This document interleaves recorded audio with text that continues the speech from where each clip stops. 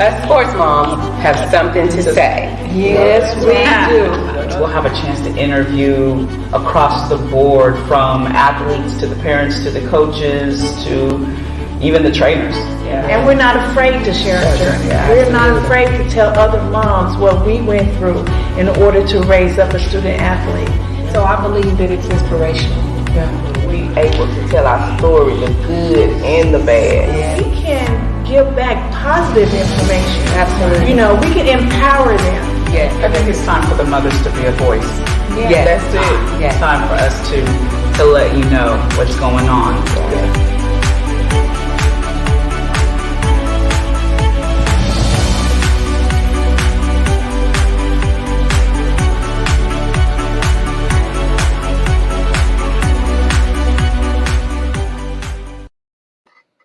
Hey, what's up, everybody? This is your girl, Shannon at Can We Talk Sports.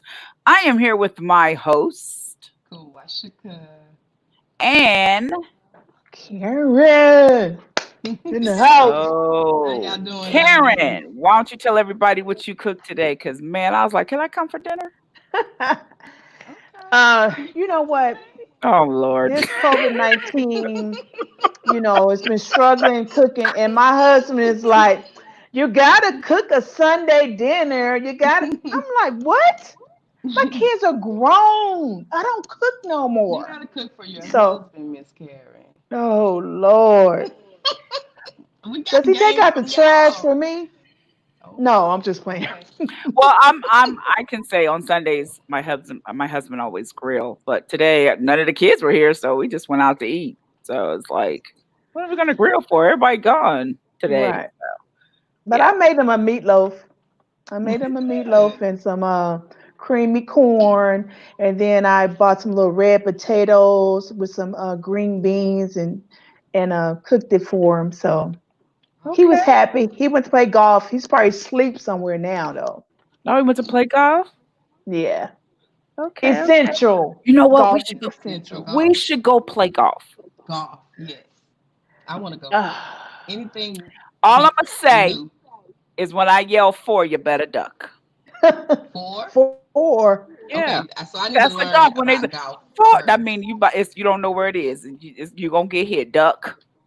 I'm like, is that a language for golf? 4? I heard somebody say 4. That means you better duck. That means that ball is 4. Like the crowd is saying 4. No, I'm going to say 4 because I don't know where the ball's going. So if I say 4, you better duck because you don't know. I'm telling you now. Look, we're gonna have a golf instructor to come on to tell us about golf. You should see me at Top Golf. Y'all look. Tiger Woods. Girl, I'll be trying. My husband, that joker, cold with it. He be always he's cold with it, right? It be gone. Julian, Lord have mercy, you better duck 4 because you don't know if it's coming back in the building. He be hitting it like he playing baseball. And poor Jaden. It just falls over the edge a little bit. Yeah. I haven't played Top Golf yet, so we have to do that. So fun. It's so fun. Well, see, it's on 2 different levels. Like there's, I think one in Vegas, it has 3 different levels, right? So you have the bottom level, you have the second level, and then if for some of them have the third. Okay, so you only have a little, it's like a hangout place, right? So you only have a little greenery patch and you put your ball on there and you just hit it out to the green, right? And they have these little round, like the red flag, the blue flag. So each one, if you could get it in there, you'll get points. And if you can't, then you just see a bunch of golf balls on the greenery, right? Let's see. Right. I didn't hit the truck. So they got the little car that goes around and pick up the balls. Ding! I said, oh, Lord, I hit the truck. I didn't hit the driver. But it's fun. It's fun. Okay. But I want to go on the golf course. Okay. But I want to go when it's cool. It's too hot. Right. I don't understand it. They go out there at 100 degrees. I don't understand it. I don't like sports that much. I'm not gonna hit the ball. I'm gonna throw the club because I'm gonna be too hot. I'm gonna get mad. So we can go when it cool down. Right. But yeah, we need a golfer to have on this show. Baseball. Huh? Y'all said she said Miss Miss LaWanda, she said it sounded like y'all talking about baseball. I know No, that's well, no, but I no. mean, if the way I swing, you think I'm playing baseball. So my hats off to Listen, Tiger Woods and all of them because I mean the way you have to hold your arm and your hand and your motion and I wanna just like let me swing and it's like no you have to do all of It's a so it's a certain way to technique. turn your It's a body, body and your technique. hips and your It's a foot and I was technique. like ooh and then you can't It's a talk. certain technique. yeah That's you right can't there. yeah Can't you got talk to that be much. quiet on the green. Right. I heard it's relaxing though, guys. We're I gonna heard it try it. is Sports too. moms playing golf. Let's Yep, do it. Okay. sports moms go play golf Okay, well, let's do it. and have a drink while we playing. We ain't gonna get Now, that that's far. the one Ooh, thing. what You kind of can drink? drink while you play golf. That's the one thing. What We kind of drink? we Margarita. we won't get that far. We won't. Okay. We won't. We'll be sitting on the green talking. They're gonna be like, "Ain't y'all supposed to be playing?" We didn't get that. No, I'm sorry. We was too busy. Anyway, so yeah, that'll be fun. But we need to find Right. um interview someone who plays golf. That would be good. Yeah, Right. it would And be. go live. Yeah. So Okay. Kawasaka, what you got going on? Oh, I got a lot going on. No. No, guys, guess what? This weekend I was able to go down to the Harris House of Heroes. Yes, Yeah, Miss you know. Ooh. Tez. Yeah, she had They her are on open. Friday. Yes. Yeah. She came on the show Friday, Mhm. and then Saturday they lifted the curfew to two Oh, o'clock. So when I say business, oh my God. It was I'm busy. pretty sure it was busy. Oh, that's Yes, nice. ma'am. That's all nice. right. Yeah, shout out to Miss Tez and her family, and things are going. So God is good. Whatever you try to do, please don't mess with God's people. Yeah. Don't Yeah, that was do it. good. Oh, that's good. I'm Yeah, glad so y'all had. I'm excited about that. I got And rid of she gets some kids. newsbers. She I saw gets that. I saw some her picture. newsbers. So I have some good news. So Manny, the young man that signed up under me, he was like, "Ma," he calls me Ma. Ma, he's from New York, so you know that accent, right? He's Right. like, "I got all my family is ordering NutriBurst, Ma." I said, Yes. he called me today. He Yes. said, How many "All my customers? How family." many Yeah. customers? I don't know. He had a house full, Yes. but he said they all ordering it. That's right. So That's I'm it. pretty Get your excited about that. family on it. Yeah. I'm pretty excited about Everyone it. needs So Nutriverse. yes, yes, yes. All right. So I got rid of athletes this week. Well, Did let you? me take that back. Hold on. I got rid of only 2 kids. The twins for a month. Tell the Lord thank you. You sent them out? Don't be crying next week. Oh no. Right. No. No. What do you mean? What do you mean? Be Oh, crying. I miss only my reason why I couldn't get rid of twins. Jayden because she got basketball. Other than that, she would have been gone for a month too. So All all right. 3 of them, the older ones that are mine, I can go and come. It was just those 3. They just, mom, they be knocking on you. Mom, can I have Mm-hmm. my, oh my God, go do something Mm-hmm. with your life. You That's would my think when favorite they word got right here. older, it'd slow down, No. but I it be telling seemed them, go like do something with your life. What you want? Do something. And then they go, I am, mama. I'm playing golf and going to school. I said, do something else. Find something else to do. mama, mama, mama, mama, mama, mama, Hey, mama, mama. what's Can that you tie my cartoon? shoe, mama? What's that cartoon where he used to say that? I can't What, remember. I know mama? Brian probably know it. He'll pop it Not the up. mama. Yeah, Not he kept yeah. he looked like a little old man. Mom, mom, mom, mom. Yeah. One day I just sat there. I wouldn't even answer. I was like, I said, if I say a Yeah, cuss word, you would like, huh? we have a lot of hats, guys. Oh my gosh, We we got do as we do. moms. Oh, Yes, We we have a lot of do. hats. I'm oh, grateful. we have a lot of hats. So Yeah. Here's the thing: we gotta switch. We gotta take one hat off. Take it off and put one on, and then, I mean, it's just constantly, we should have a wall full of nonstop. hats, like sports A mom, wall full taxi of hats. mom, That's wife. right. You know what Right. I'm saying? Friend, TV host. Right. Friend. Uh, Yeah. Yeah. I mean, we should just have a hat. I mean, a wall full A of hats. whole hat. And Yeah. put that hat on and Right. drink your Nutriverse. Lewis, See, see, Lewis, Lewis, Lewis, see. Mom, Mom, There it go. Mom, That's Mommy, me. Mommy, Mommy, Mama, That's how it be. Mama, Like, Mama, listen, that's Ma, how it be. Ma, I Ma, just, Mom. This is Ma. me. You see her Oh face? Mom. my See her God. Mom. face? You, Brian. That's Mom. Thank you. yeah. Mom. Mommy. Mommy. See what I'm Mama. saying? Okay. Mama. Mama. What? Hey. That is me. Come on. What? Don't call my name no Then more. I, listen, Wait. then I had to apologize. Like, I'm so sorry. I'm so I'll be sorry. repenting. But No, you I'm done just said saying. mom like 100 times. No, it get to the point. These jokers be upstairs and they'll call me on the phone. Are you calling me? Mama, come here. No, what? Oh, click. They call me on the phone. They be Oh, upstairs God. Oh, calling. God. Oh, Oh my God. Do anyone God. feel our pain? I know it's just not us. I know. It's gonna Please. be all But it's a right. It's great, gonna it's be a all good right. pain. It's Yeah. gonna be all right. When they get grown, it's gonna be all right. What Yeah. you mean? They We do gotta go. too. You know what? We got guests, Mama. so we gotta move forward. Mama. Wait, what you mean Okay. when they get grown? Yes, Jo- I'm telling you. Mama. Jordan. Uh, Mama. Jordan when they still get keep grown It and went move from out, you'll mom. be all right. Oh, that's a Karen. without. Karen.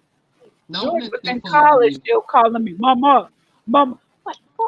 You all the way in college? What? And you know what? That my Kadarian, he don't do that. Yeah. Yeah. They don't call you. They're in college. So, Okay, Shannon, you just messed up your mic.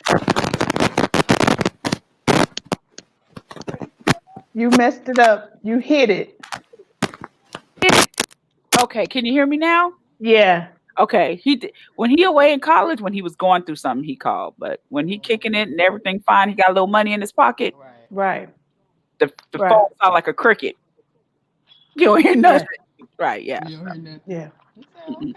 But anyway, we're gonna move along because we have two amazing guests coming to the show. Our first guest is an author. He was a QB at Bowie State. Is that where Bowie. Bowie State? Wait a minute, didn't we have somebody on from Bowie? Yes, Mr. Cornish. He's the one that told us about him. Oh, Mr. Cornish. That's I was like, I know that looks familiar. And so then he hung up his cleats for loafers. That's the name of his books, Cleats to Yeah. Loafers. Oh, I Yeah. can't wait to hear this story. So we will be right back after this. To all the student athletes out there who have that goal and that dream to play at the professional level of your respective sport. And then also once you get there, you have a goal to help a tremendous amount of people because now you have a platform or you have a large amount of visibility. Or you also get to the professional ranks and now you feel you have the finances to go into a different career field or start that business venture successfully now. But my question is, why are we waiting to get to the professional ranks to start doing some of the things that we're very passionate about, some of the things that are very meaningful to us? We shouldn't have to wait until we get there to do those things, because what if you don't make it to the league? Then what are you going to do? That group of people that you wanted to help, nobody may help them. You may be the one to help them. And I understand that finances may be in the way of putting together a coat drive or a turkey drive or doing something for the kids for Christmas. But what you do have that is probably more important at this point in your life in college is you have leverage as a student athlete. And what you can do, you can talk to these alumni, these boosters. You can tell them your idea. You being a student athlete, they're going to want to get to know you. They're going to want to be shoulder to shoulder with you. And then from there, if they have their name on that event and it's something positive in the community, that makes them look good at the same time. So it's a win-win for every party. And then also, you're showing them that you're so much more than just an athlete. You're somebody who really has a heart. You're somebody who has feelings. You're somebody who has, a definite purpose in your life outside of the football field. And then also you build a relationship now where if they're in a business that you're interested in or a career field that you're interested in, now you could tag along and take mentorship from them. So we have to take a lot of these things into consideration. We got to start changing the way we think. We got to change the narrative and just change the trajectory of our thoughts. And we don't need to wait until we get to the NFL, because you might make it to the league and you might not. That's just the reality. But we don't need to limit ourselves by making everything we want to do outside of football or any other sport contingent on us making it to the league. Well, hello, Mr. Jared. How are you? Welcome Welcome. to the show. I'm doing Well, good. How y'all doing? We're doing great. I like that. good. Start changing the way we think. I like that. I like that. So let's Thank go from the beginning. Tell us a little bit about how from high school to college and football and because I read in your bio you had wanted to play professional football. Right. And so kind of tell us about all of that. Right. So I'm from Woodbridge, Virginia, born and raised, and I, starting at high school, I played high school starting my junior year. I didn't play my ninth or 10th grade year because the school I went to was, I mean, they were going 0-10 every single year, and I just didn't want to do that. So I just continued playing football outside of school because we were good. We would go to Florida for championships and everything like that. So once I started my 11th grade year, I actually broke my ankle, and I've had to sit out my whole entire junior year. So going into my senior year, recruiting was kind of slow. I had some looks from some schools just off of them coming to see me and my coach giving a good word about me as far as my athleticism and things like that. So I had some looks from some D2s, some D1 AA's, had some interest as well. But I ended up playing my senior year, only played 9 games that season. So I played only 10 games total in high school. And the reason I only played 9 my senior year was because of my academics. Unfortunately, I wasn't eligible academically my senior year towards the end because school just wasn't something that I really took serious as far as making sure my GPA is at what it needs to be able to play. And not that I was a student that was causing trouble or chaos in the classroom. I would just rather be indulged in football instead of listening to the lesson plans, which was a mistake by me. So from there, I ended up going to a junior college out in New Mexico, New Mexico Military Institute, and I chose them over a JUCO in Mississippi, and then it was another JUCO in California that was wanting me to come there. And I was there for a semester. It was some ups and downs. I went out there to play quarterback, and this was the first time that I actually was on a team with another quarterback that was actually at my same talent level, or maybe even just a little bit ahead of me at this point in my life. So I started to they moved me to kick return, and then I was the wildcat quarterback. So that kind of messed with me a little bit, messed with my mind. That was the first time coming to a team where I don't get to start in the spot. So I had to adjust to that. Also being all the way in New Mexico and Roswell, New Mexico, it's nothing out there. I know they talk about that's where aliens are at. So it was just a culture shock for me. And then from there, after that first semester, it was a military school, and it was the way they ran their school. I mean, it was middle school kids telling us what to do, telling us to do 100 push-ups, and just overusing their power. And I just wasn't in agreement with what they were doing. So I decided to transfer, and I transferred to ASA Junior College, which is in Brooklyn, New York. And that's where my family's from. So it was a little better being close to the family, being on the East Coast, 4 hours from home. So I went there, got the starting spot, and ended up playing the whole season. At the end of the season, I started to get some looks from some D1 AA's, some D1 A schools. I know the largest school that was showing interest was Ohio University out of the MAC, North Texas. They sent me some letters. And then Bowie State was actually the first school to offer me. And I had never heard of Bowie State in my life, even though I'm 45 minutes from them. It was a HBCU. And HBCUs was something that was never really highlighted for us as athletes. So I got that offer, didn't think too much of it until I went on a visit, and I saw the campus, I saw the coaches, and I honestly was impressed, especially with it being a D2. But I still was on edge because as an athlete, I think anyone who's playing football or any sports, you want to go to a Division I school, and that was my goal. And I believed I had the talent to do it. So I went back to the junior college to finish out that semester, and Norfolk State, they started talking to me heavy, and they were near giving me an offer. And then Mississippi Valley State came in at the last minute and gave me an offer as well. They're D1 AA. And I had just chose to go to Bowie State because coming from junior college, if you go to a Division II, you can leave before you graduate. So I was able to leave and enroll in this spring and play in spring ball and get ahead of the the learning curve so I can play immediately versus waiting to go to a D1. I would have had to wait at that junior college for the next semester. And the college I was at, there was no meal plan. It was 4 of us in like a small room as well. So I just wanted to play football, and I just thought, having an opportunity to have a scholarship, that's a blessing. And I just took it and ran with it. And never thought I'd go to a HBCU, honestly, but I had a great experience. So during this process of the journey, Mhm.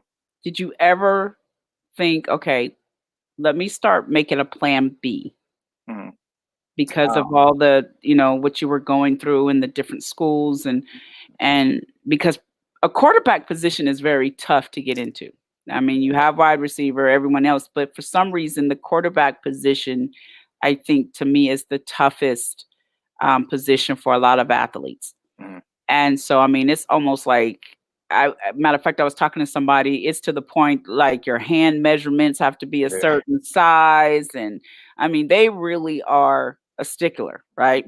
So during this process, did you ever think, okay, let me start thinking of a plan B because this doesn't quite look like it's going the way I really want it to go? Right. For me, no, I didn't. To answer your question, I didn't have a plan B. But let me rephrase that. My mother, she had told me before when I injured my ankle in high school, and she had told me, what is your plan B? Because I guess she started to see injuries was a part of the game, and that was my first time having a serious injury. And I told her, I don't need a plan B because that's going to distract me from my plan A. And I think that's something that a lot of us are told as athletes, which I believe is something that should be something that can really apply to somebody's life. But I don't believe that it can apply to an athlete's life only because there's a shelf life in sports. You can be 31 and you can play a great career. You can make all the money, but you still have 60 plus years left. And you're going to have to find something to do regardless versus somebody who is a writer. You can write until you're 90 years old, literally. Mhm. So I didn't have a plan B, even though I was told to have one. And going through all of these other journeys that you asked about, the ups and downs, I still didn't think, not once did I think, okay, I need to have a plan B because I believed in myself. I had the confidence. I knew that I was talented. Um, I knew that I had, what it took to play on a professional level. And it just never registered to me to have a plan B until I needed one, which oftentimes is too late for our athletes. And I think another thing with the plan B is that a lot of people, they say they have a plan B. If anybody had asked me in high school, I would have said, yeah, I'll like to go into business. But not once did I ever do anything outside of football to actually take that step towards business. So I think for our student athletes, when it comes to a plan B, it's good to say you have one, but you got to start activating it and actually like implement it into your daily life. I think that's one of the best ways to really lessen the burden of the transition phase once you do finish playing, whether it's in college or the NFL or high school. Now, I looked at a video of yours. You actually made it to the NFL Combine. So obviously, there's something.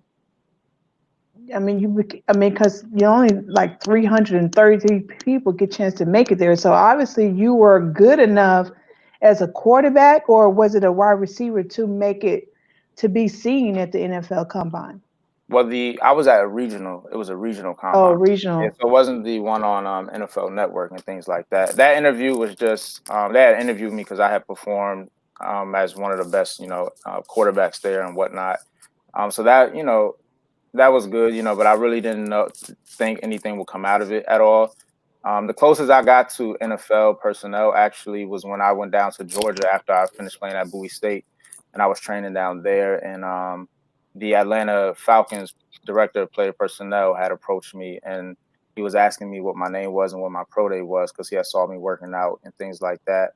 But at Bowie State, we didn't have a pro day, so I had to tell him, we don't have a pro day, and that was basically the end of that. And sometimes I think when it comes to college, every school doesn't get a pro day, even if you do have athletes that are worthy of a pro day.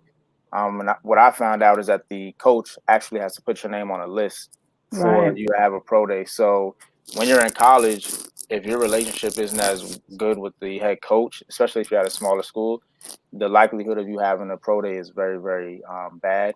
And not to say that my relationship with the coach was terrible, but a lot of times I just didn't see, eye to eye with what I felt a college football team, the standards we should be held at as far as showing up to weight room, If you don't show up to the weight room sessions, you don't play on Saturday.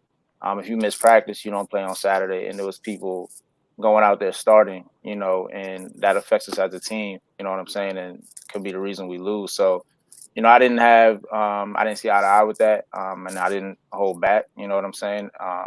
As a quarterback, I held myself to a certain standard, and I felt, everyone else should be. So that's how that journey was as far as, trying to get to the NFL. I did go down to the Professional Indoor Football League, which is a step below the AFL, and I actually was playing corner because when I was in high school, a lot of coaches were asking me, would I want to play corner, and so I had that stint. Ended up getting released from them because they needed to make, room for a lineman. I went to another team in that same league and tore my PCL, and that's when it really hit me, and I just couldn't heal from it, and that's when, I had no choice, but to move on. Yeah, Wow. it's injuries are, hmm man, they will make or break you. They will Yeah. make or break an athlete. So I think that we do have to prepare them for plan B. But again, I think parents don't. I always did, but parents don't because they don't want to feel like they're killing their athlete's dream. But hmm it's like you got to be real because hmm it's like you said, you get an ankle situation, you get a knee situation, and that could be it. You have some kids in college, that's it, and then hmm they don't have nothing else. Yeah. So in the back of your mind, after hmm this last injury, you're like, okay, wait a minute, I need to change my thinking. hmm So tell us how that all began. So for me, I was 23 at the time. I'm 27 now, and I had came back home. And after I realized I couldn't get over the knee injury, I honestly didn't know what to do. I did have my degree in criminal justice from Bowie State, but like I said, me not having a backup plan, and that's nobody's fault, but mine. I didn't have any career fields within criminal justice that I was really interested in. I thought I would get into the juvenile justice system, but that interest started to go away very quickly as well. It was something I just didn't feel passionate about. So for me, I actually, started working at a dog kennel. A lady that I know, she owns a dog kennel, and I just began to, get a little upset, depressed and things like that. And that went on for a few months, and I just felt that, you know, I went to college, I had my degree. I just figured that, my 5-year plan from high school definitely was not to be working at a dog kennel. And then I'm seeing people who I went to school with, and it seems like they're, doing a little better than me in life. That started to weigh on me. And then just the goals that I have for my life, which I figured the NFL would be the way to go about, setting those goals as far as, making sure that I'm fine, making sure that my family is fine, things like that. It started to weigh on me heavy as well. Even to the point of, like suicidal thoughts and things like that. So that was very, very, very tough for me. And it's after I got over that, I had to start talking to people about it. With my mother and my brother, they found out what I was thinking and my mental mindset at the time. And talking to them, it helped me to open up a little bit more. And I think as student athletes, especially men, and females as well too, but men are more, naturally you want to hold things in. And I think the first step to getting past, in that transition phase is opening up and sharing your feelings. So once I got through that stage, I met a mentor, and by way of my mother and my stepfather, and he kind of started to pour into my life a little bit. And he's somebody who never played football, never watched football, but he was able to just really show me a lot of things that I've never been shown before. He was able to help me open up my mind to books and just watching what I listened to, and really a total 180. And he's a business minded person, a family person. So he was somebody I can look up to and say, when I get his age, I want my family to be like this. I want to, have a wife and have kids. And, he just showed me the ropes, you know what I'm saying, on how you can really succeed, in other areas of life that you never even, thought. So that's the way that I really got over the transition phase. Okay, so Wow. I want to Thank you get for into being so that's where transparent. I'm going to go. I want to get into the book, but you hmm hit something that we have been on this show hmm really dealing with is the mental part. and you were very transparent, because I think a lot of athletes are afraid to be transparent, right? Right. Because I don't know if people will think they're weak or Yeah. what, but you said you went through a phase of depression and Mhm. suicidal thoughts. Mhm. And it's because you didn't know who you were. Is that because all you knew was football? You didn't Without football, you were asking the questions, who am I? What am I Right. going to do with my life? Am I valuable? Right. That Right. so many athletes go through, but they won't say nothing. Mhm. And it's the fact that your mom and your brother you said your mom and your brother caught it. Yeah. My hat's off to them, because they caught it, Mhm. and they recognized it and got you the proper help. So just for a minute, Mhm. can you explain just like what was a day like for you? Mhm. So maybe some others and the parents can understand the signs, or see, well, I noticed my son does that too, or Right. my daughter's doing that too. So kind of give us a day. Mhm. What was a day like for you? Okay. So before we get into the day, just so it's clear, it was actually my girlfriend at the time. She had texted my mother and my brother, and then they came into action right away. But for to go back to the day, it was just it was early in the morning, and I remember, like it was yesterday. I don't think I'll ever forget it, and I come to it this thought a lot. Not to go back in a negative way, just to be grateful, for things. But it was about 3 in the morning. I was in bed, and for whatever reason, I just started to get sad and start to think about, what could have been, what should have done, what should have been, or how I failed and things like that, or how I felt that I failed, my family and whatnot. And, I began to cry and things like that. And then I had just came downstairs and it was dark. I was just sitting on the couch, angry, upset. And like you said, feeling like I was valueless, feeling like, I didn't have any value to offer the world anymore. And I actually had, a knife in my hand at that point as well. And I was just, it just felt like it was just an evil or some type of like demon or anything like that. I don't know if you guys are spiritual and whatnot, but it just felt like something was over me. And, I was just had the knife to my wrist. And, I just, I guess for good reason, I couldn't muster up the strength to, actually, go through with trying to harm myself or anything. And, I was just there for a while. And then I just, went back upstairs and went to sleep. And that morning, I had to go to work at the dog kennel. And my girlfriend was texting me, and I guess she could just tell that something was off with my texting and things like that. So she told my mother. And then by the time I got home, I was home by myself, and I was just upstairs in the bed, still distraught, still very, very sad. And then I just hear footsteps, running up the steps because, I'm pretty sure they didn't know what was going on. I'm in the house by myself at that point. And then they come in there and they, they're crying as well because, anybody who has a family member that's going through that, you're gonna feel those emotions, Right. the fear and things like that. And, they talk to me. My brother's he majored in psychology and he works in the mental health field to this day with kids and also with older people in hospitals and things like that. So he was able to talk to me, and then opening up to some other people who went through some similar situations, not from football, but just opening up and knowing that you don't have to be afraid to share your experiences or your thoughts. You don't have to feel that you're alone because it's a lot of people that go through this. And I'll talk on the athletic side because I know a lot of athletes who have gone through a lot of stuff post athletics. And it's guys that you may think have everything going for them. But behind closed doors, they're very, very depressed and distraught. And it's something that I saw is a void in society. And I really think that is something that is a major issue. And I never had anything when I was growing up for somebody to tell me or warn me about this phase. Everybody would say I have a plan B, but nobody would tell you the reality of it. And I think that's how we're harming our student athletes because it's millions playing across, the US. And we already know the numbers. And I'm not here to, down anybody's dream, but I just feel like we have to, better prepare our student athletes because it's guys that are going to prison, once they leave college football because they don't know anything. Yeah, I mean, yesterday, Rashay Caldwell from the Patriots, he played at the University of Florida. he was killed last night. He stopped playing, I think, in 2014, I believe, but he was murdered in Tampa, Florida.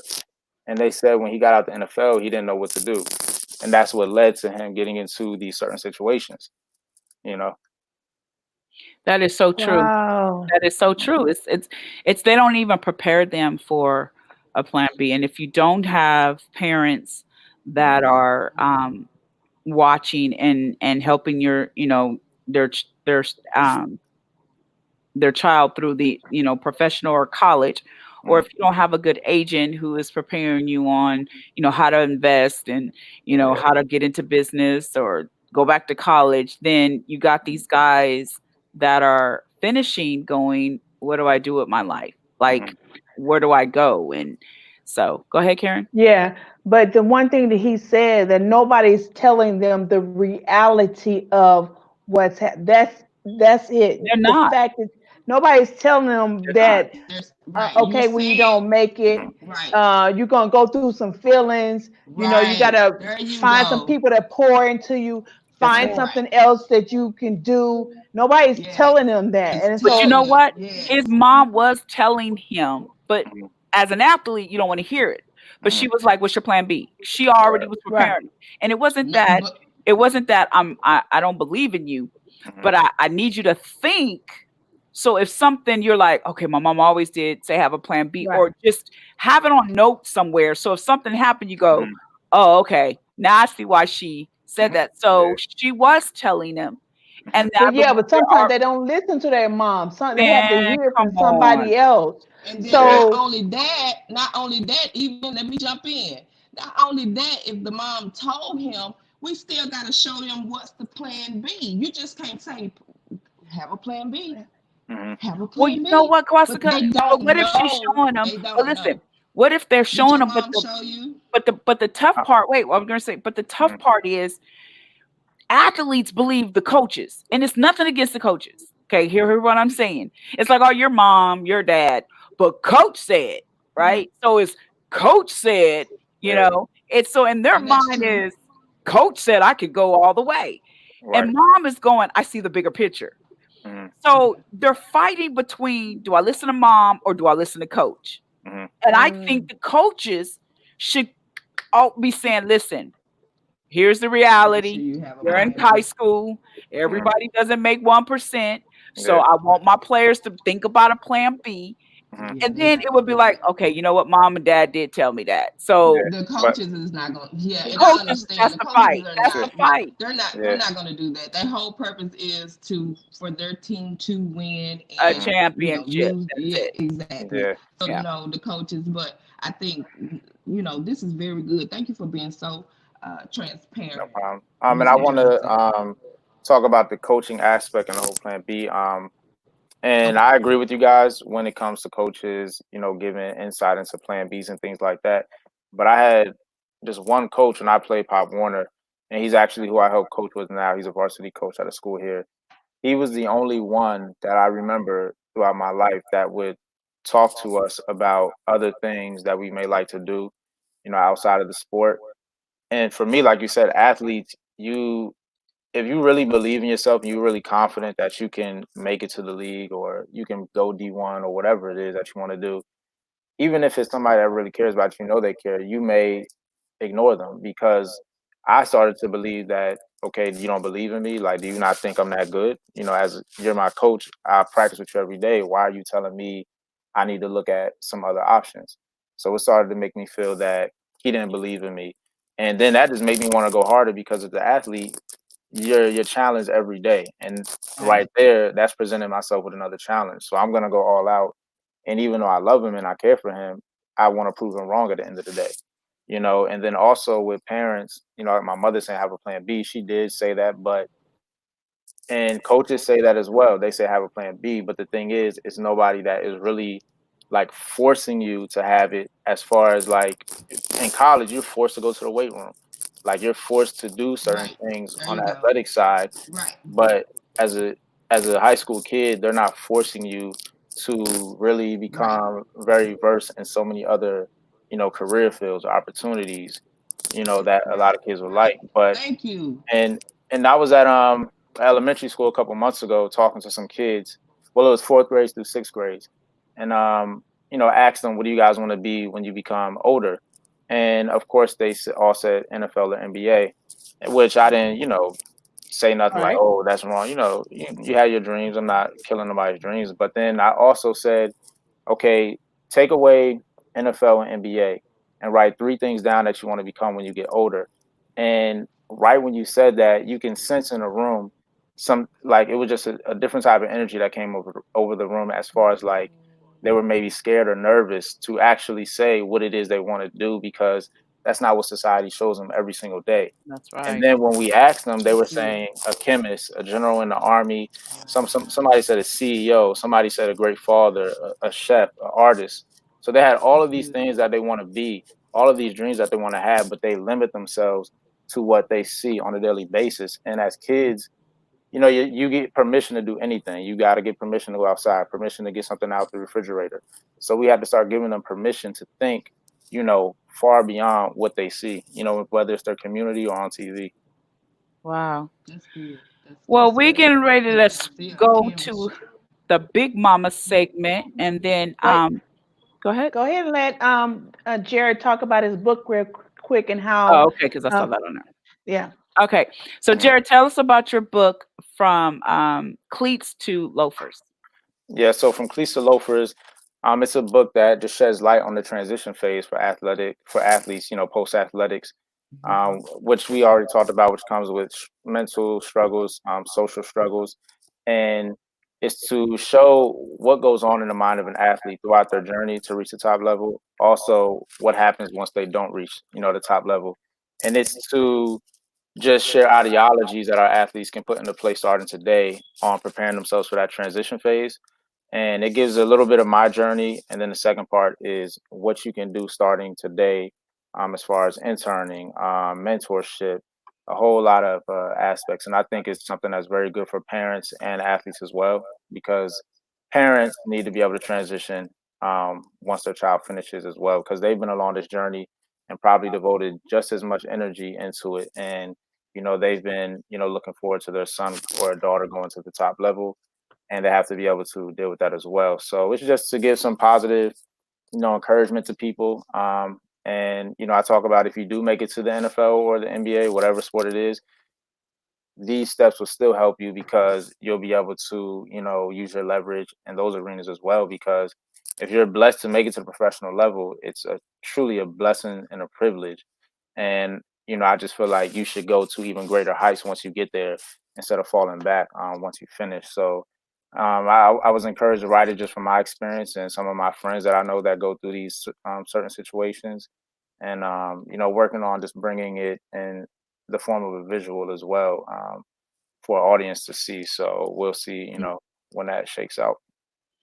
Well, I think that's a book that every coach from high school to junior high should get so they can help their athletes understand the transition. And again, you're not telling them that they can't make it to the league. That's not what you're doing. Nah. You still can make it to the league, but you still have to have a plan B after, Yeah. right? So just you're preparing them. We have to prepare our athletes a Mhm. lot better than we Yeah. have been. So can you tell people how they can order your book? Yeah, so it's on Amazon. You can just type in From Cleats to Loafers. I have an ebook, then I have the physical copy, which is a paperback. Also, I have the audio book coming out soon. The narrator is working on that. So that will be on audible.com. And the audiobooks are free as well, for those who didn't know. So I figured that would be something good for a lot of our athletes. I know a lot of people, you may like to read, you may not, but some people like to listen, to podcasts like this, or, driving, you can listen to it. It makes it more convenient. So those are the platforms that people can get it on.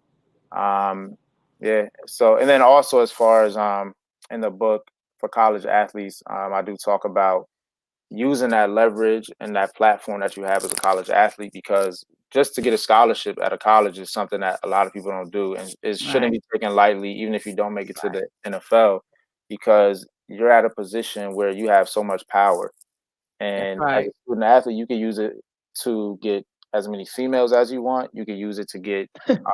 I mean, we're being honest. It's true. You know what He's I'm saying? very you can use it in the wrong way, or you can Mhm. just, and we've talked about it, and I know we got to move forward. We got to have you back on the show, Karen. Okay. I'm telling Karen and all these. Okay, anyway, so you can use it in the wrong way Mhm. and get, like you said, you can get a truck, no, a semi truck full of females. Yes, I said it. And if Right. somebody got something to say, type it. Okay, so anyway, so you can get a semi truck full of females, or you can use it as a platform to change, to make a change, to bring change. Mhm. It's really, and that's another thing we have to prepare our athletes for, is when you get to, especially when you get to a D1, Mhm. right? Yeah. That's a major platform. Mhm. You're literally on a platform when you get to a D1 school. So it's how you use it that will actually mold the rest of your destiny, the rest of your journey. Right. So if you use it in the wrong way, that's going to follow you. If you use it in the right way, that's going to follow you. And just like in your situation, you turned yours in the right way. You used your platform to write a book, to bring an awareness that's now going to change so many lives. Mhm. So yeah, go ahead, Kwasika. Good job. Good job. Yeah. Thank I you. like what you said. Yeah. Well Thanks said. for coming on the show. Anyway, thank you for coming to the show. We'll have to have you back because to talk a little bit more on the mental side of things. But yeah, so you heard it right here, from cleats to To loafers. Loafers. All right, thanks for coming to the show. Thank Next, you. we're about to Thanks. bring up Big Mama because she sure got a whole lot to say. Whew. Now, we are not responsible for what comes out of Big Mama's mouth. I'm going to tell you right here and right now because she sure got a lot to say. All right, let's bring her on. Let me tell you.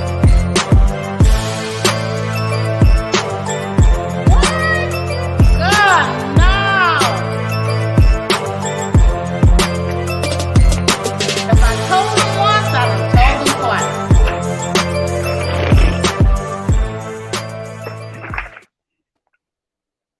Hey, ladies. Big Mama. All right. How's everybody doing? We doing good. So I heard you guys talking earlier before I get into my little rant, because that's just what that might be. It's coming. But I heard you guys talking earlier about Talk Golf. Don't leave me out. I want to do Talk Golf. We said, Quasica, margaritas. We're sports moms. I think we should do shots. But that's just my opinion. No. You know, no. Big Mama's Shots and opinion is golf? not always No. Shots? in conjunction with I need to Can We know. Talk Wait a Sports? minute. Hold on. Who gonna drive the go-kart? Who do shots? Who drive it? Right. Oh, we got it. Miss We got it. Karen. We got it. Miss I'm not Karen. riding with you. Oh, She I gonna got do it. I got it, girl. I'll beat you. I got it, girl. I got it. Yes. I got it too. So we Oh, goodness. And if we do shots, we're not gonna be on the second level of Top Golf because I Oh, need no, we nobody to will fall not off. do the second level. No. Yeah, we're going to do the first level. Okay. Because I need We somebody. will request. Yeah. All I need Y'all is one gotta of the teach moms. us first now. One of Listen, y'all have to teach us first. It's just that we're okay? just having fun. Right. So Yeah. teach us. Okay. Okay. On the first level though. On the first I level, don't for sure. And we Right. talk sparks falling off the second level swinging. Exactly. After It they will had- not happen. Not on my watch. Not on my mine watch. either. Right. Shots in golf. Stay tuned. Stay tuned. Sports mom. Listen, only shot I'm taking is the NutriBurst. How about Right. Oh, yeah, yeah. That's The all right. new- We'll put something in it. All right, go ahead, Big Mama. We got All right. There is so much going on in the world. I tell you, it has gotten to be a lot this week. It has been a lot this week. But you see Big Mama donned in her cowboy apparel. I'm wearing this for Dak. So I will wear this same outfit until Dak get his money from Jerry. Dak, I'm with you. I'm pulling for you. I believe in you. You're going to get your money where you've been spending your time. So I'm there with you. and I'll be wearing this July 15th. That's the date, so we'll see how it goes. But I have a couple of things I want to say today, this evening. So shout out to the NFL players that stood for the protest very boldly, calling out the NFL for them to speak out against racism. So shout out to all those guys who took it upon themselves to say that I want to be a part of this. Let me have my say. And I applaud you for standing up. There were a couple that I saw um, that were there that I wasn't surprised, but because it affects you, you had something to say. And so I'm glad about that. Last week, I had a very, very, very, very strong message for Roger Goodell. I don't take any of it back. Roger, I heard your statement from the NFL on behalf of the NFL. You made the statement and said that most of the NFL is due to your black players. The black players make up most of the NFL. I heard what you said. I understand why you're saying what you said now, but I know they have been protesting and calling out George Floyd and saying, say his name. But Roger Goodell, I want you to say Colin Kaepernick, I apologize. Now that's the name I want to hear you say. I want to hear you say, Colin Kaepernick, I was wrong. I shouldn't have. But you do all this talking, all these circles, but you yet to call his name. Don't make general statements. Say his name. We know where all this rooted from. So it's your time. You want to talk and speak on behalf of the NFL. So it's time for you to say something and to say it to Colin Kaepernick, not to everybody and just in general. I want to hear you say his name. I did hear what you had to say. I'm just going to say I heard what you had to say, but I definitely want to hear you say his name. My last thing, Drew Brees. Now, everybody and anybody that knows Big Mama knows that she is a New Orleans Saints fan. Who that, baby? You going to forever hear me say that. But, Drew, I heard your multiple apologies as well. And I heard what you did say. But Big Mama has a motto that I say that if I can say it once, I can say it again. So I don't backtrack. So when I make a statement, I'm saying what I mean and I'm meaning what I say.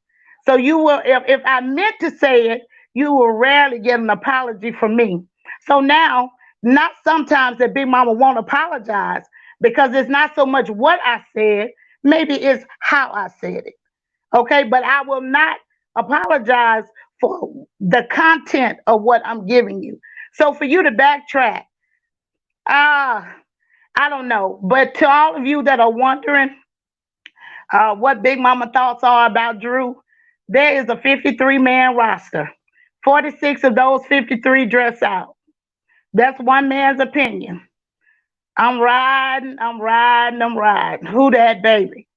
But what echoes in my mind, more so than anything, and so to all you young athletes out there, the words of Maya Angelou, when people show you who they are, you believe them.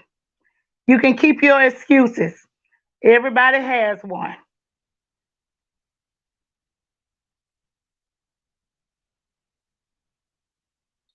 All right. All right, there. All right, Big Mama. All right, Big Mama. Okay, Well, all right. So, Yes, honey. Yes. okay. We need that wisdom. All right. Let's bring on the next guest. All right. let's So go. we Y'all get have a good Big night. Mama. We love you. Good night. All right, Big love Mama. you guys. All right. You So too. our Bye-bye. next guest. I was reading her bio. Oh, she a Her bad. long Bible. All I must say, bio. she a bad girl. Right? She a bad girl. Listen, Coach Rebecca. I'm just got a little bit. I mean, national 6 out of 7, named 13 All-American. I mean, championship. I mean, she came out like, listen, you gonna know my name. So let's Say my bring name. right. I mean, when you're reading it, you can't help but to because you're going like, oh my God, oh my God. Wow. Right. Yes. So let's bring Coach Rebecca to the show.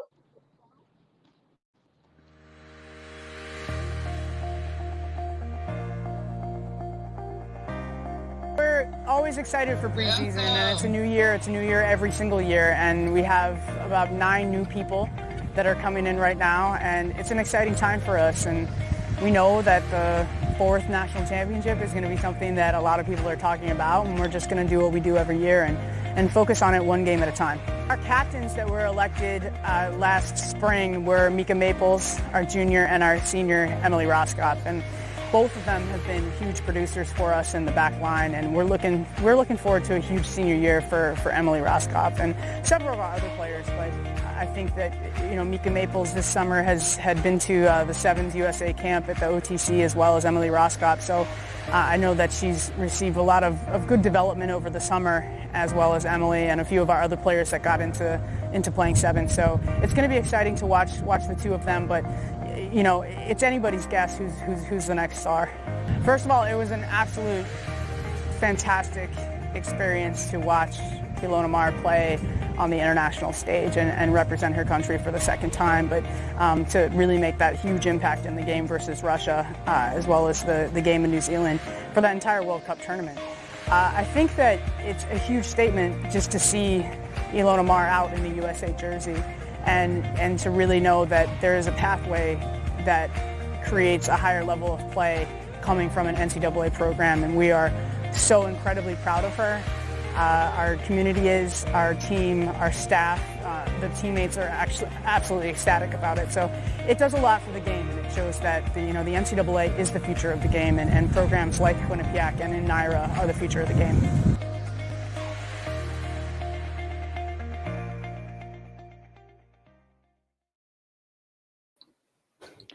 Welcome to the show, Coach. Thank you for having me. Coach Becky, welcome. How are you? Oh my God. Goodness. Wait, before we start, who decided that I would go after Big Mama? Who can possibly follow her? I know, right? Who You see, we all got silent. We just kind of sat there like, okay. Like you let her just like light it on fire, and you're like, okay, Becky's on. Oh my God. On fire. Okay, Coach. Your bio is amazing. Thank you. Amazing. Thank you. Amazing. Yeah. So tell us about your journey, because you played in college. I did. So I'm actually, what's interesting? I'm actually still reeling from listening to Jared. Like I don't know how you found him, but I want to multiply his story by times 10 or 100 and listen to him talk just about what his experience is. Like, I would love to hear more of that. And the fact, I don't know if you caught this, and I was listening to this, and I swear I'll get on to whatever about me, but I find it pretty amazing as he was navigating through that entire recruiting process and figuring out whether or not he was going to go to a JUCO or he was going to go to a D2, and his openness about his academics. But then what was really interesting, and I don't know if you caught this, is that when he talked about heading out to college and going to commit to actually going to Bowie, and then still having that high standard where he thought to himself and noticed that his coach had that discrepancy of treatment between players where some people could miss weights, some people could miss training, and they'd still be started. Nowhere in that story until later on did I hear the words mentor. Like, this young man navigated this entire trek basically alone from what I heard. Mm-hmm. And he still had the standard in mind to want to hold his teammates accountable, and something perhaps his coach wasn't doing. So there's so much to unpack there. I'm so many times I've heard a story similar, but his vulnerability was very inspiring. I just had to say that. I know that's not has no, I heard that too, because I wanted to get into that because he was talking about how the football program, because he knew the difference between a D1 program and the program he was at. Yeah. And these guys would go out, they miss practice, but yet they will start. So he was like, wait, you're not holding them accountable. I could I wanted to get more into that, but I knew we were for time. Yeah, and they know, And I wanted good to bring players you on notice as a coach, because you could talk to us from a coach's point of view, right? As far as those players and holding them standards in. And you have to be so incredibly consistent, because it's not, people think that players somehow develop this a lack thereof of relationship or dislike their coaches because it's one incident where, you know, maybe they disagreed on something, or maybe they didn't start. It's not. It's a compilation of silence where you make decisions as a coach, and the athlete sees that and they don't verbalize it because you're the coach and they're the player, and they don't have that level of empowerment to say, hey, what about?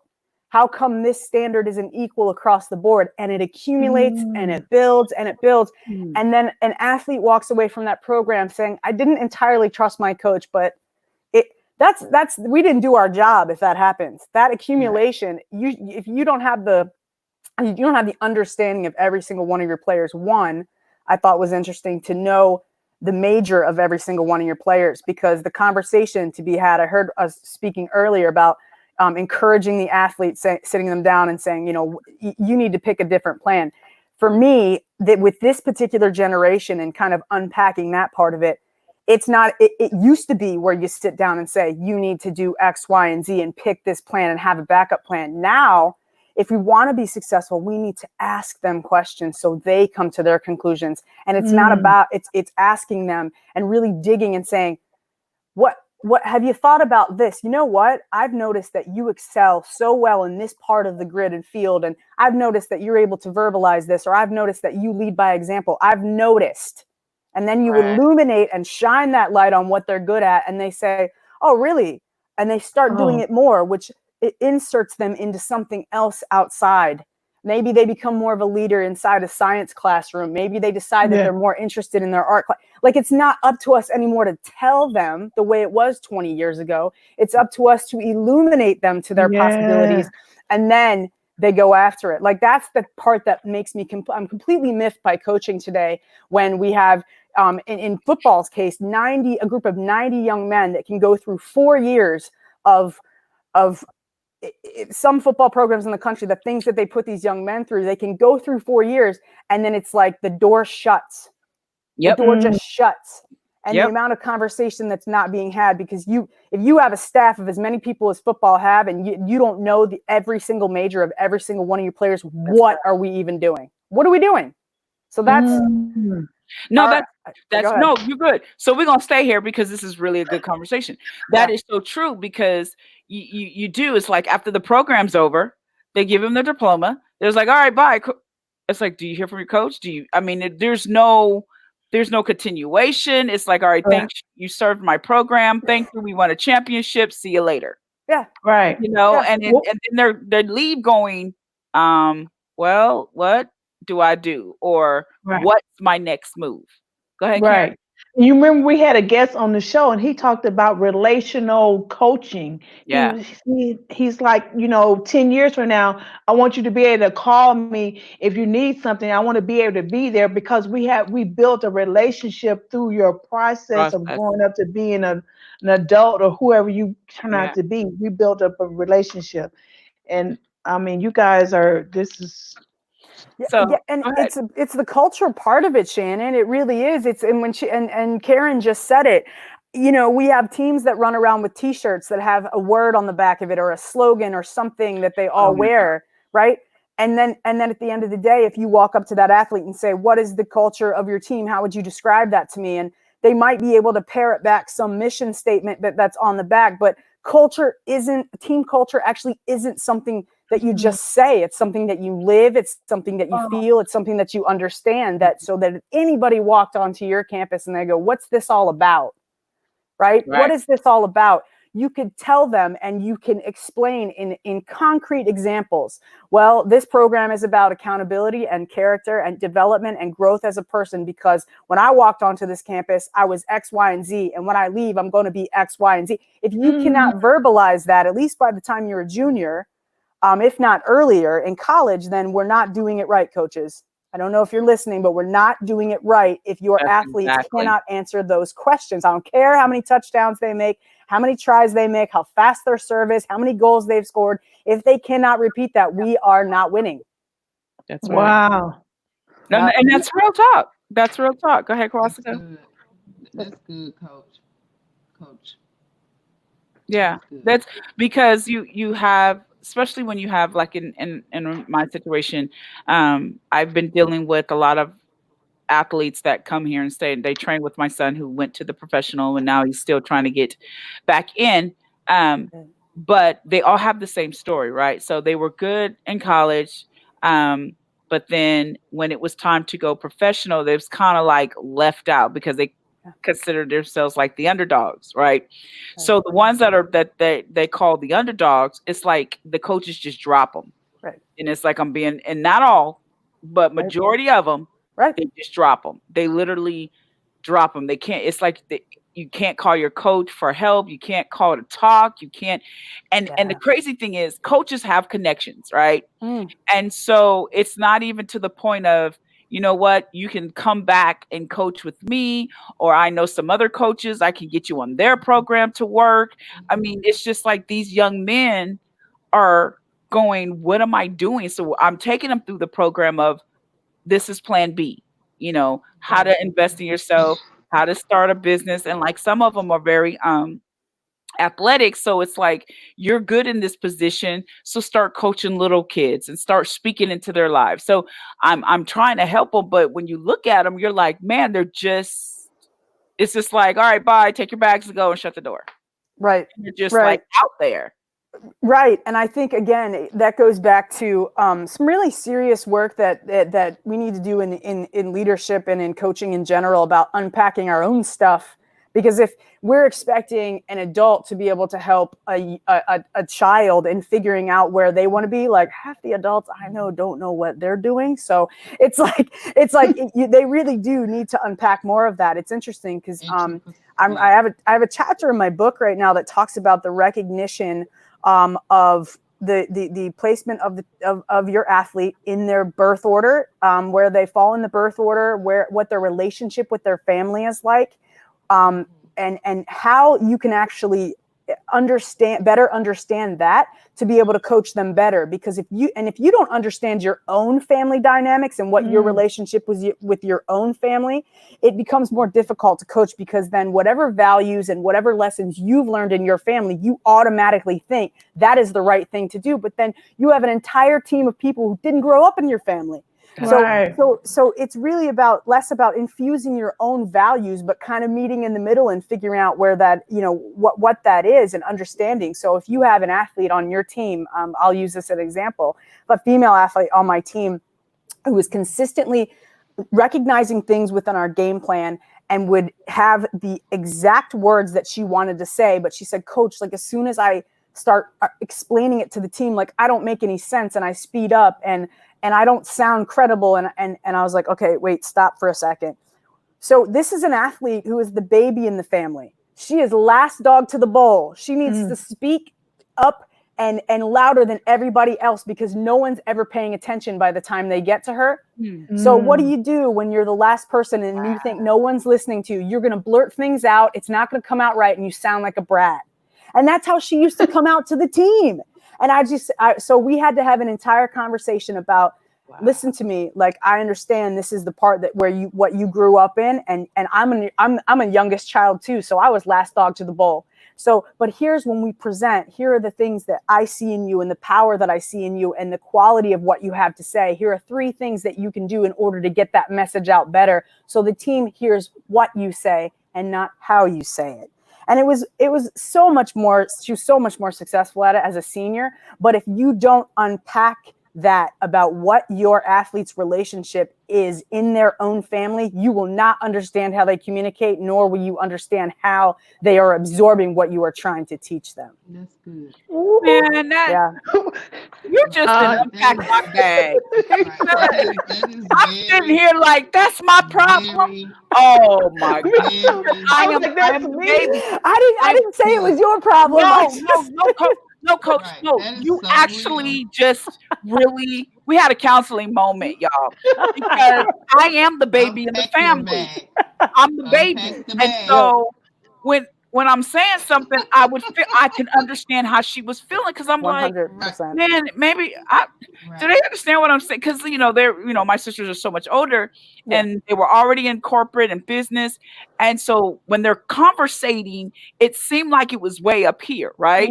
Because I was the youngest. So when I'm trying to get in, I really don't know what I'm talking about. When they're talking corporate, and I just felt left out. I was like, Exactly. right. And so now you just help me understand. So when I'm talking, it seemed like, am I going too fast? Okay, did anybody understand what I just said? Am I rambling? Right. Now I got it.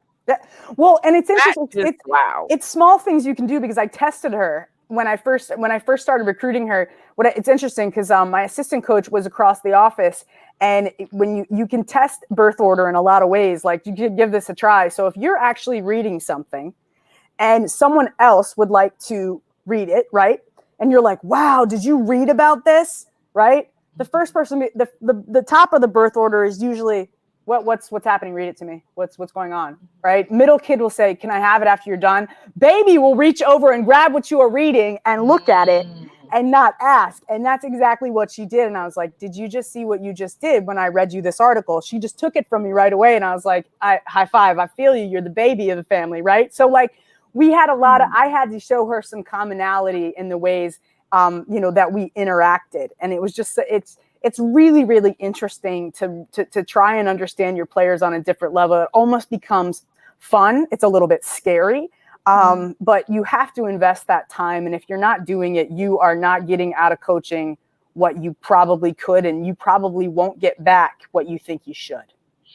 So in your coaching techniques, it's not so much you're just dealing with the athlete, you're helping them as a person. So you're developing them for even after sports. So what you just did with this young lady will now past sports help her through the rest of her life. Even when she goes to have children, and the youngest one, she'll be able to help because she understands the order. Right. Man, I love She actually works now. She works now at L'Oreal in New York, and she went very swiftly up the chain and works with one of the top people at L'Oreal. And she said, Coach, I don't understand. She said, I work there, and I went up the chain pretty fast. And she said, and I've never ever done that. I never did that before. Like, I didn't even go up the chain very fast on the playing field, because she wasn't a starter, but she was an impact player. Like, she was one of the players that had a specific role. And so she came to me and said, I don't know how this happened. And I said, why? I said, all the work that you've done on yourself and the development. I was like, it means that your average is everybody else's excellent right now. Like, you just doing your job amazes people, and it shows through. But then she does a little extra, and that's how she ended up being sitting next to, one of the higher people up there that delegates things to her, and it's really helped her, because you can't go into the boardroom in L'Oreal and scream things out, right? You gotta go in there. You gotta have the best possible, the factual data, and and she's a woman, so you get less chances, even so. Right. So, Wow. Yeah. Now, we had a guest on the show last week, and he was a coach, and he was a hockey coach, and one of the things that he does, as far as getting to know his players, he'll have each player bring something that they want to share about their family. And and they come in and share it. And that's how each player gets to know something about their player's family. And I was just like, oh, and he calls it care community, something like that. And I was like, oh, wow, that is so unique. And so you just piggybacked on that as far as understanding the order. See, I'm the oldest. I would have said, can you read that for me? Yeah, read it to me. I don't have to cross the room. I don't have to cross the room for that. Just, you'll give me the synopsis of what's happening. So let me ask you this, Coach, because like hockey, rugby, and some of these other sports, it's not that many athletes. It's you don't have that many. But football, you have sometimes on the sideline, 80, 85 guys, and it all depends, right? Yeah. You think that is maybe the problem, because it's so many that they're not, because in listening to you, you are having you are taking time with your girls.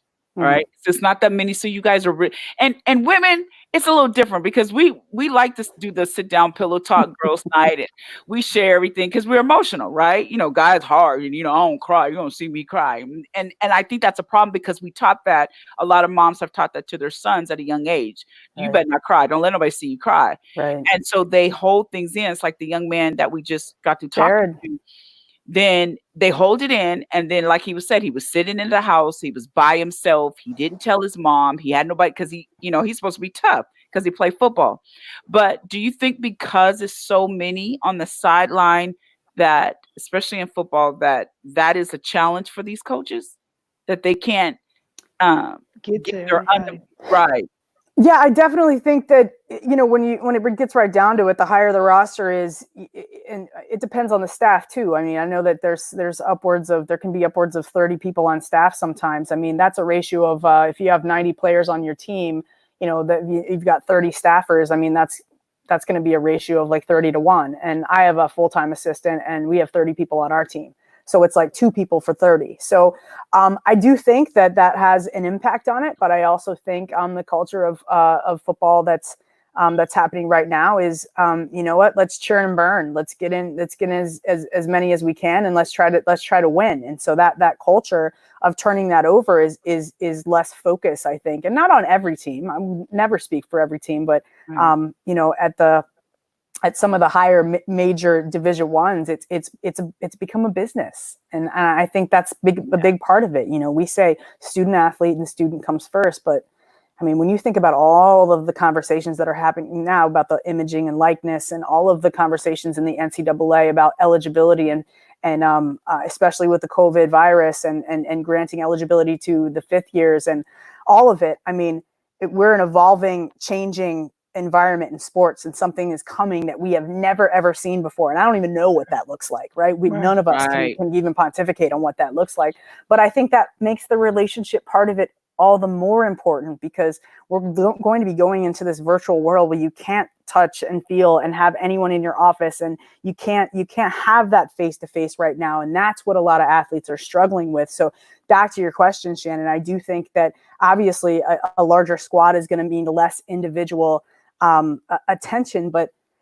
realistically, I mean, there are so many opportunities that you have as a coach when they're stretching, when they have downtime in between the weight room, when they're waiting. Hey, how was your class today? Did you have that chemistry test? Like, there are so many one question a day even shows that they're invested in it doesn't take that much. And you had 90 people lined up, and you figure that you don't have to have that deep relationship, because trust me, I only have 30 athletes. There are athletes on a spectrum. There are athletes that will come into my office every day and want to say hello and hang out. There are athletes that come in once in a while, and then there are only the athletes that come in when there is a meeting that is called. And that is their preference. That is them telling you how much they need you or don't need you. And then there's the kind that won't come into the office at all, and you have to really, really work on that relationship, and they may never show up until senior year and be like, why was this so hard? Why was this so hard, right? So it's on a spectrum, and you give them their space too, but it's also up to you to develop that relationship. Wow, that was good. Go ahead, Kawasaka, you had something? Yeah, Coach Becky. I mean, that lead to the question that I have for you, because like you said, you have some players that don't come into the office. And is it safe to say that, as parents, when, our student athletes are having problems or issues, that they need to take upon themselves, they need to be accountable and responsible to walk in that office and say, hey, coach, I need your help, instead of being silent. Because you do have a lot of student athletes that don't speak up, and then they get left behind. 100%, 100%. And I think, that is a fantastic question. And I also think that in that regard, it's really interesting, because what we're seeing now is this. There's a lot of talk about athlete mental health. There's a lot of talk about anxiety. There's so many conversations that are surrounding the wellness of the student athlete that never existed when I was playing. There was not a conversation that happened about mental health and student athlete wellness. They didn't care if we were well. Right. That wasn't a thing. I'm 38 years old. I never got asked if I was well. Right. So, but I think as far as that goes, with getting them to come into the office, there's been this influx that universities have said, all right, now we need to hire the sports psychologist. Now we got to hire more counselors, and counselors are overwhelmed. There's, 10 per counselor. You have to wait weeks to be seen. And what's happening is that the reason that those backups are happening is that not just athletes, but the student waits until it gets so bad that someone reports that they need to be seen. Right.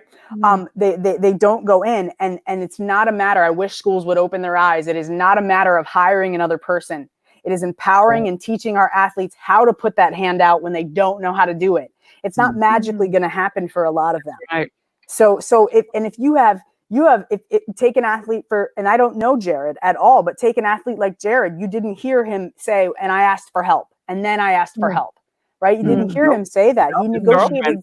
Right. He negotiated so much of that by himself. And there are athletes, and we can put them in the entitled group, that reach out for everything. And sometimes it's a 4-year process for me, where I'll have a kid call me for things that they can YouTube or Google. They're like, Coach, I have a flat tire. You want to help me out with that? I'm like, I'm 45 minutes away. What would you like me to do to help you with your flat tire that you can YouTube? Right. But they didn't. They chose not to divulge that another athlete on another team is cutting themselves to anyone. So the spectrum there is fascinating, is it not? That it's like, I got a flat tire. How can you help me? Right. But we have somebody that is hurting themselves, involved in drugs, involved in alcohol, but they want to handle that themselves. Right.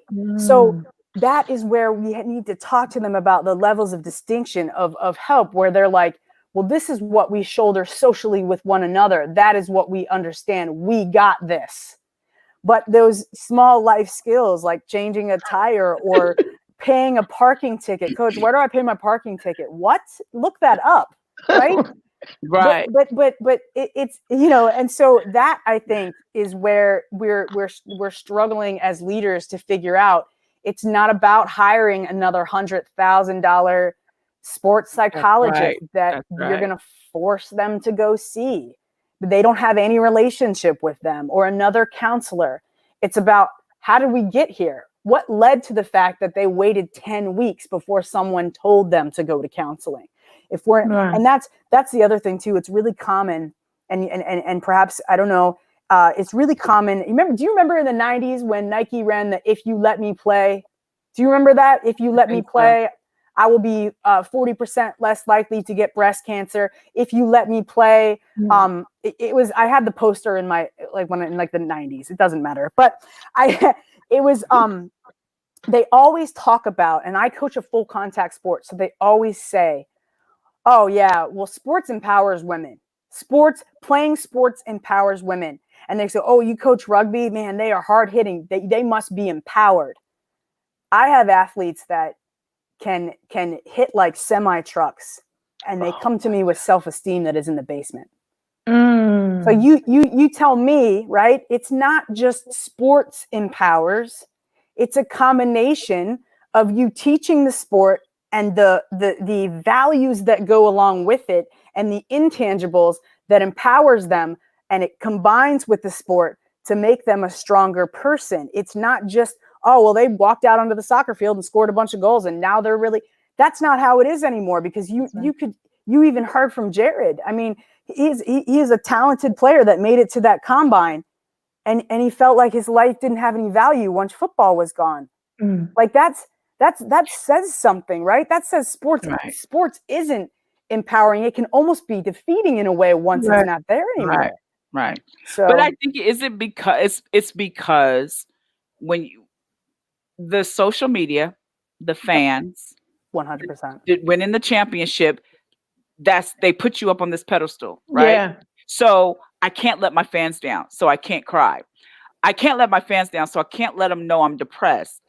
And some of them, I can't let my mom know I'm depressed because I've got to buy her this house or this car, or I've got to live up to this standard because I was all American, or I'm MVP. So you can't see me break, but really we're getting ready to see you break. You are breaking when you act out. When you do stuff, you're actually breaking. But they don't see that. And I think we have to and I always tell my son, listen, 1 minute fans love you, next minute they don't. You're gonna have to find some balance. You can't let them dictate or control your life. You have to understand who you are, your purpose in life, and that football is a tool, but that is not who you are. But I can tell him, but I still see him struggle when, the fans are, oh, you're so good and you're so this. And then when he goes through something, it's like, I can't let my fans down, but I'm seeing you break. So I think somehow we have to, I don't know, we've got to figure out how to get a hold of these athletes to really help them. Right. I think, and it's interesting too. I had an athlete that went through a really, really hard time and was not doing some great stuff on campus. And we had to have this conversation, and it was about the team actually had their national championship rings taken from them for this. Took all of them. I said, if we're not if you want to be accountable for this, put your national championship rings up here. They all put them there. My one athlete comes to me and says, Coach, that ring means everything to me. That ring means everything to me. I don't know why I did that, but that ring means everything to me. I'm like, well, we don't take them away from just one person. Everybody has to own that. And so they all put them up there, and the athlete said, that ring means everything to me. And like, I just want it back. Like, that's all I care about. Like, when do I get my ring back? And I'm like, listen. If your value is wrapped up in that ring, I want to tell you how tough this is going to be for you, because if you don't feel value, without that ring, you're never going to feel it with it. Trust me. So like those are the conversations. And I hear what you're saying, Shannon. It's like, we have to get them into a space where that level of prioritization in their value it is above what their stats are producing. I mean, several years ago, I had an athlete, and there was a case of athlete abuse and on another team, and she came to me and said, this is what's happening. And I said, well, we're going to go to the administration. That's just what's happening. We're telling right now, this is what's happening. And she said, I can't do that. I said, well, you just told me the entire story. She said, I can't. Coach, I'm a fourth line. I play on the fourth line. Wow. I'm a fourth line player. Like, I'm not the star. Like, can we have the star say all this stuff is going on? Who's going to believe me? And I said, all of this is equally awful, but the fact that particular coach had enough power over that athlete to make them feel like their voice only mattered in relationship to them in the starting lineup, he stole way more from you than you know. Right? So if you were equating your worth with where you were in the lineup, and what you didn't feel that same power to speak out on something that's wrong, then the person who is the number one goal scorer of all time, like, this is where we have a problem. This is where we diverge here in what we're doing as coaches. So that, I think, is that correlation, Shannon, is a really, really tough thing to break, because it's ingrained in them to see the value in the sport and equate that with their value as people. It's a really tough thing to do. We're still working on it. Right. So let me ask you this question, then we're going to, at the closing. Sure. How have COVID been with your athletes? Because now we're actually really see it unravel. Yeah. Because just like, I actually asked the coach, we had a young lady on from New York, and she was so excited because I said, we're talking about mental health with the coaches and with the athletes and plan B, but low key, as they would say, some of these coaches don't know what they're going to do if they can't go back. They're not being honest. So we're dealing with the kids, and it's kind of like you were saying, coaches. So what are you guys going to do if you don't? What's your backup plan? And a lot of them don't even, and they don't even have one. No. I mean, and again, if you think about it, it goes all the way back to the conversation of, you're going to teach your kid how to have plan B and you don't have one. Like that's crazy. But, with COVID, I think too, this is something that is so incredibly unprecedented. Like, none of us were alive when the Black Plague was around. None of us were alive to see a pandemic like this. So there is no playbook, but I think I just recently wrote an article about what COVID has done to highlight our deficiencies in athletic leadership. Because now the people that are in charge of athletics at this moment used to be able to hide inside four walls. But now when you're sitting on Zoom in front of 90 plus people weekly in a staff meeting, your deficiencies and whatever it is that you were good at before, right? Wow. You thought you were good at in terms of leadership, there's a bright light shining. And that's a difficult thing for a lot of people to come to terms with, because 20 years ago, what we used to do is we would hire the person who had been involved and was a coach before they were assistant AD, and then they became an AD.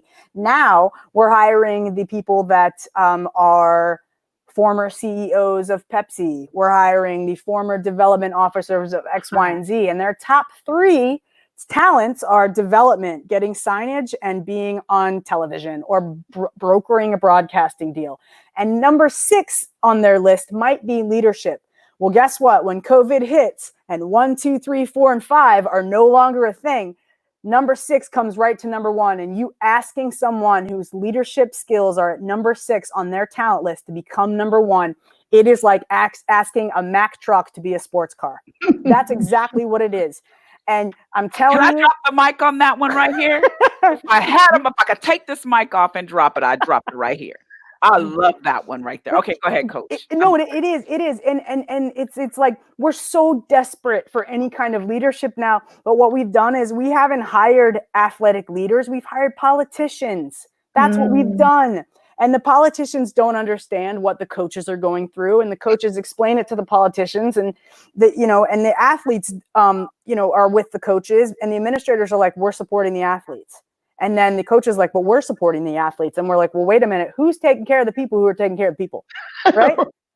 Right? It doesn't make any sense. So leadership is suffering so badly right now. The women that are in my network that are talking about these staff meetings and what's happening are like, we have no idea what's going on. We have no idea what's going on. Our athletic, they're like, think about it this way. I don't know if any of your kids have experienced this, but when your coach brings you in for a huddle, right? The stereotypical huddle, that usually looks like the coach is talking and all the athletes are listening, right? That should change, because what should be happening is you should be promoting dialogue of all of them to talk to each other. If you are the center of their world and you're the only person ever talking, how are they going to communicate when you're not in the middle of the circle? That's what I'm talking about, right? Wow. So then we go and we look, well, where are they getting that from? Because athletic directors go to meetings and they tell everybody this is what's happening. This is our new policy. This is how you are. We don't care how it affects you. This is what you will do. And this is how you're going to carry it out. Are there any questions? So it's the same thing for coaches. If you go and say, you will do this is the only thing that you will do. This is how you will do it. You're going to pass to him. She's going to pass to her. That's what's happening. Go. Right? And there's no room for questions anymore. We've taken that out. We've taken that out completely. We're not teaching them how to talk to each other. We're teaching them how to listen to us. That's not what sport is. It's never what it was. And you know what's so funny? They're the ones out on the field, whether it's on the court or the field. And they can go, okay, wait, coach, listen, this one right here, I keep seeing how they twitch this way. So let me run this way. But no, you're going to run this way and then give the ball. But coach, I'm trying to tell you this one right here. They're paying attention more than we know on the field. They're watching every player. They know the move. Coach, his foot turns this way. I know he's getting ready to go, because actually I saw one of the guys, we're teaching one of the young guys, and he was like, listen, if you ever see somebody when you line up against them in football and when he goes to make that turn, the receiver, he goes, if his head seemed like it's turning or his eyes are looking this way, you best believe that's where he's going. Yeah. So he's teaching, an athlete is teaching another athlete how to read another athlete, right? It's music. But when a coach, like you said, a coach gets in there, all right, we're going to run a slant this way, do this, and this. And majority of the time it works. But what about those times when it doesn't? And the team comes back and say, coach, let's run this. Right. And they don't listen. So this is what we're, like you said, this is what we're dealing with. Exactly. And from the youth. side of sports, that's all they know. But then you hear coaches complain in college saying they don't know how to impromptu. Like they don't anticipate. They just played 18 years of something else where they only had to listen to one person. And if they didn't, they were running. Like would you like them to suddenly, here's the other part of this, and I won't bore you.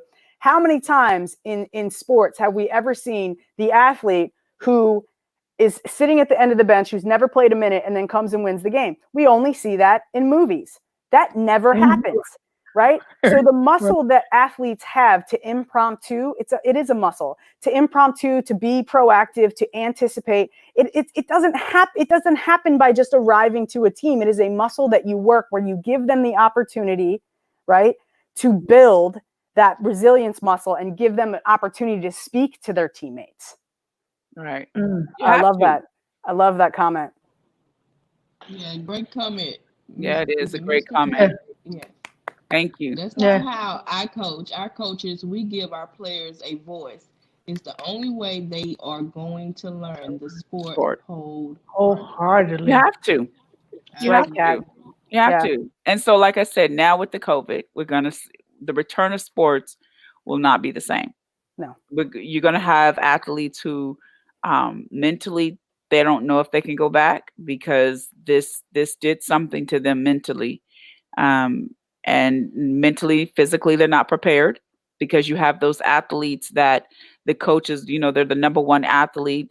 And so 9 out of 10, they, like I told them in the beginning, I said, you don't have your pretty gym to go to. You don't have your pretty weight room to go to. Yeah. So you're going to have nobody's on you. Nobody's on you. So you're going to have to push yourself. And you got a lot of athletes that didn't do it because they're being told. And that's the other thing. And I heard somebody say, what did the guy say on the show? We feed their demons. He goes, what I meant by that is we tell them when to get up. We take care of them. We wash their clothes. We do all these things for them to where you're handicapping them. And it's like you say, when they call, Coach, how do I change my tire? Wait, what? Right. And you have some coaches that'll go do it. Yeah. You have some coaches, all right, I'll send somebody out there to you. You're my star player. No, Google and figure out how to change your own tire. That's what you do for the first, your number one. But your underdogs, you kind of brush them to the side, and they're struggling to figure it out. And so they're feeling devalued because it's so much. It's fun to unpack. Oh my gosh. Learn how to speak up. The underdogs are going to have to learn how to speak up. Get in the coach's face. Ask questions. No question is not a dumb question. I'm serious. The underdog is the reason for you being an underdog, but you're going to have to speak up. Period. Yeah. Period. Yeah.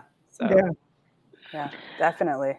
Well, Coach, you said you have a book. Can you tell us how we can get your book? I'm writing it. I'm writing it now. Writing it. Yeah, I'm writing it. And I finished that chapter. Well, you gotta come back, man. You gotta hurry up. We need to. You already helped me with a situation. I might have to call you for counseling. Like, okay, I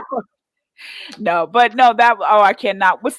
Can you kind of maybe tell us the name of the book? Or it's just Fearless Coach. That's all. Oh, I love that. Yeah. So I love that. I love that. Okay. Well, Coach, it was great having you. We'll actually have to have you come back. We'll have to have a coaches panel. That would be fantastic. Right? Wow. So we'll have basketball, rugby, hockey, soccer from each. Oh, that would be really good. Yes, that's part of the festival. Yeah. Yeah. Thank you guys so much for having me on. This is fun. Great. Thank you for being a voice not only in sports and just representing, women in this, and women can talk about. I love the intro. I was getting all pumped when I was watching it. It was great. Like, that's awesome. Thank you. Yeah. Yes, you gotta come back because we don't know about rugby. I know. I'm sorry. You know what? This is good because we needed to talk about this because I've been waiting for this because like I said, you get coaches on and they're like, oh, we're doing this and we're talking to you. Were like, listen, I'm gonna tell you like it really is. This is what we're not doing. Yeah. And we needed to hear that. So yes. Yeah. We'll talk about rugby next because that's fantastic. Yeah. So I'm there for you. All right. Well, thank you, Coach. Listen, you guys, this has been a great show. We will be back. No, we're taking a break Tuesday, right? We have a break Yeah, this the 9th. Tuesday. Yeah. Yeah, and then we'll be back Thursday. But man, y'all got to share this show. Listen, you I hear think Big Mama wanted to come back, didn't you? who? I said, I think Big Mama Oh, wanted to come back. Big No, Mom. Big No. Mama, you on mute. What? I'm here for it. Okay. Oh, you here for it? All right. So we're going to close out. You got something to say, Big Mama, or you Say what you mean what you say. say what you mean what you say. Absolutely. All right. So Absolutely. listen, this is your girl, huh, Good. Kowalska? What'd you say? Yes, personal development. Personal development. Personal That's the development. All right, Karen, you got one. What you Absolutely. gonna say? So we got say. So she says, say what you mean what you say. We got personal development. Karen, what you got? I'm not good at that. I'll let you Lord. go. Well, I'm a quote Jared. He said, "Start changing the way we think." Oh, okay. I like Coach. She talked about you walk. Oh, never mind. It was All long. right. So look, this is Take it actually out. the longest. This is the longest show we've done, but it was a good show. So It was a great this show. is your girl Shannon at Can We Talk Sports. I am here with my host Kawashika. and Karen. Big Mama, who that, baby? Who that, baby? All right. You guys have a great evening. Talk to you guys later. Bye. Good night. Good night. Bye-bye. Good night.